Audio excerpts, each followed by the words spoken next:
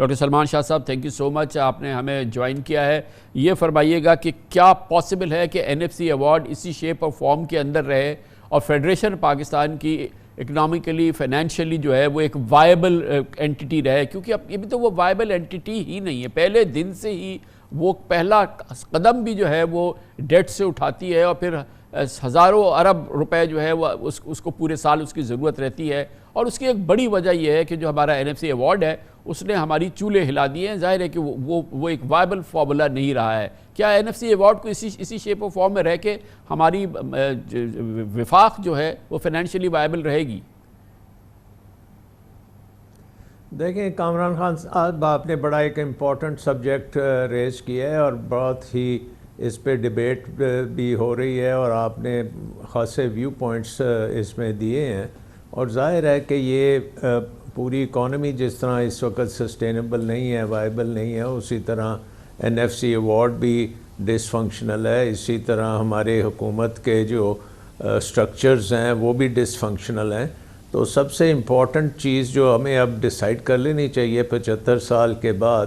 Independence کے بعد، اور اتنے 24واں پرائم منسٹر ہمارا آ گیا ہے، تو اب ہمیں کچھ بیسک چیزوں کے اوپر فیصلے کرنے چاہیے۔ سب سے امپورٹنٹ جو میرے نظر میں فیصلہ ہے وہ ہے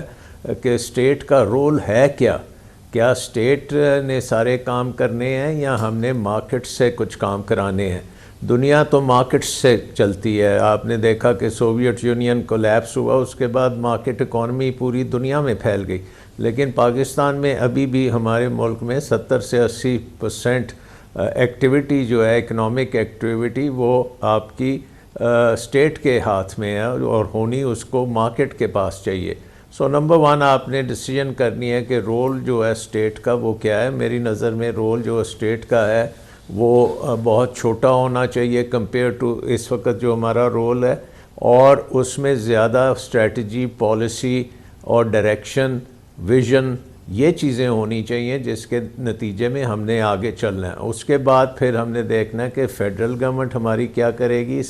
صوبے کیا کریں گے، لوکل گورنمنٹ کیا کرے گی، اور یہ سارے مل کے کیا کریں گے۔ ملک کو آپ نے کہاں لے کے جانا ہے؟ 5ویں سب سے بڑی آپ کی آبادی ہے دنیا کی، اور کیا ہماری اکانومی دنیا کی 5ویں سب سے بڑی اکانومی بن سکتی ہے؟ اور اس وقت جو 5ویں سب سے بڑی اکانومی دنیا کی ہے وہ یو کے کی ہے، اور ابھی ہندوستان نے اس کو اوورٹیک کیا ہے۔ سو ہم تو تقریباً 40ویں نمبر پہ بیٹھے ہیں 5ویں بڑی آبادی لے کے جان آبادی۔ سو یہ ساری ری تھنکنگ ایک بڑے ایکسٹینڈڈ پروگرام کے لیے، اور اس میں آئی ایم ایف نے، کیونکہ وہ تو اسپیسیفک بات کرتے ہیں، آپ جو بات کر رہے ہیں وہ میکرو لیول کی، اسٹریٹجک لیول کی یقیناً بہت عمدہ بات ہے، لیکن یہ جو ہمیں بتایا گیا ہے کہ N F C shape and form کے اندر آپ کے لیے کہ کسی صورت میں وائبل نہیں ہے، تو اس پر تو ہمیں عمل کرنا ہے نا؟ جی بالکل، بٹ آئی تھنک کہ آئی ایم ایف کا مقصد یہی ہے کہ آپ کو جب یہ اس قسم کے وہ سوال پوچھتے ہیں آپ سے، اور اس وقت پھر آپ نے اپنی جو ریفارمز کرنی ہے اس کے اوپر آپ سوچیں۔ یہ تو نہیں ہے کہ وہ کہتے ہیں کہ جی اچھا اب آپ N F C award change کر دیں، تو وہ بڑا پارشل سلوشن ہے۔ آئی تھنک ہمیں پورا اپنی اکانومی کا جو ایکویلیبریم ہے اس کی طرف جانا ہے، اور ہم نے اپنا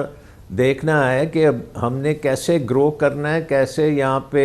ڈیسیجن میکنگ ہونی ہے، انسینٹیوز کس قسم کے ہوں گے، پرائیویٹ سیکٹر کیا کرے گا، حکومت کیا کرے گی۔ سو ابھی تک تو حکومت ڈومینیٹ کر رہی ہے۔ سو میری نظر میں آئی ایم ایف کے ساتھ جو ہماری بات چیت ہے وہ ایک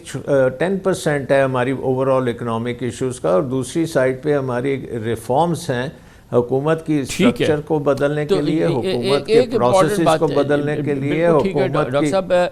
شمبر جعید صاحب یہ فرمائیے گا کہ یہ جو امپورٹنٹ بات یہ ہے کہ جب یہ این ایف سی ایوارڈ بنایا گیا تھا اس میں سب سے امپورٹنٹ بات یہ تھی کہ ہم وفاق جو ہے وہ اپنے ریونیوز کو بڑھائے گا، tax to G D P ratio بڑھائے گا، تو اس کے پاس محصولات کی شکل کے اندر ایک بڑا فنڈ اور ایک بڑا ذریعہ آ جائے گا نظام کو چلانے کے لیے۔ تو بیسیکلی مسئلہ جو ہے شاید وہ tax to G D P کا مسئلہ ہے، یا یہ کہ آپ کے خیال میں پہلے این ایف سی کو ہم ٹھیک کریں اور اس کے بعد پھر tax to G D P کی جانب؟ شمبر جعید صاحب، میں پہلی والی بات جو آپ نے کی تھی اور جو میرے حساب سے ہونے جا رہا ہے، کیونکہ کچھ پارٹلی میں اس پہ ایڈوائز بھی کر رہا ہوں کچھ لوگوں کو. جو پلان جس پہ میرا اپنا خیال ہے کہ فنڈ بھی مان جائے گا وہ یہ ہے کہ پہلے اسٹیج میں بے نظیر انکم سپورٹ پروگرام اور لاسز آف ایس او ای جو ہیں وہ ٹرانسفر ہوں گے پروونسز کو اور ہونے چاہیے. یہ کہ پارٹلی جی یہ پہلا پارٹ ہے. نہیں پارٹلی ٹرانسفر کریں یا پورے نہیں میرا مقصد ہے اس پہ کوئی ایگریمنٹ ہو کہ پہلی بات بی آئی ایس پی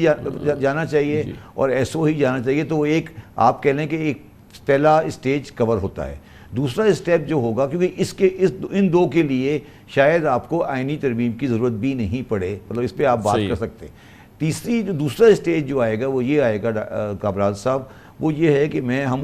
یہ سوچ رہا ہوں, جو میری ایڈوائس ہے کہ جو فائنینشیل چارجز ہیں اس کو ہم فریز کر دیں. فریز کا مطلب یہ ہے کہ آج 2024 تک جو ہم نے بوروئنگ کی ہے وہ ساری اس کا انٹرسٹ فیڈرل گورنمنٹ اٹھائے, اور آنے والی جو بوروئنگ ہے آئندہ دنوں میں اس کی جو کاسٹ ہے وہ پروونسز سے شیئر کیا جائے. تو یہ بات آئی ایم ایف کو ایکسیپٹیبل ہوگی. تو یہ ایک 3 پرونگ پروگرام ہے اور اس کو پیپلز پارٹی کو بھی سمجھایا جا سکتا ہے کہ آج کی پوزیشن میں جو آپ کا آج اسٹرکچر ہے یہ فائنینشیل کاسٹ کی وجہ سے پریکٹیکلی وائبل نہیں ہے, اور فائنینشیل کاسٹ کا جو اماؤنٹ ہے اس میں یہ بات ضرور ہے کہ جو پرانا ڈیٹ ہے جو تقریباً جس کا 7,500 بلین کاسٹ آ رہی ہے وہ وہیں پہ رہے, اور اگلا سالوں میں جو بھی ڈیٹ آتا جائے وہ پروونسز اپنے اس حساب سے کہ کون سا پروونس خرچ کر رہا ہے وہ اس میں خرچ کرے. یہ فیصلہ میرے ذاتی خیال میں این ایف سی کے اوپر دونوں سائڈ کو ایکسیپٹیبل ہوگا اور سیاسی سائڈ کو بھی ایکسیپٹیبل ہوگا.